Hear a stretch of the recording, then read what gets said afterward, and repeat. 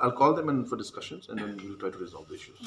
I mean, all of this come with challenges, but as I said, it also has its plus points and advantages, because, as I said, when we have people coming together and especially supporting the government in all the work that is done, it helps us to move, in a much more confident manner. So there will be plus, there will be minus, but I strongly feel that this message of unity and working together would be more on the positive side than the cons of this entire situation.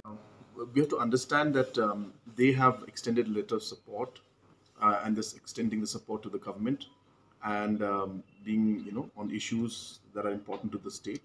And I've again and again mentioned that this will not affect the relationship and the commitments that have been given to the different coalition partners. I'm very, very clear on that. So therefore, I think nobody has to take it in any other sense, but look at it as a positive development of legislators coming together to ensure that important issues of the state can be addressed in a united manner.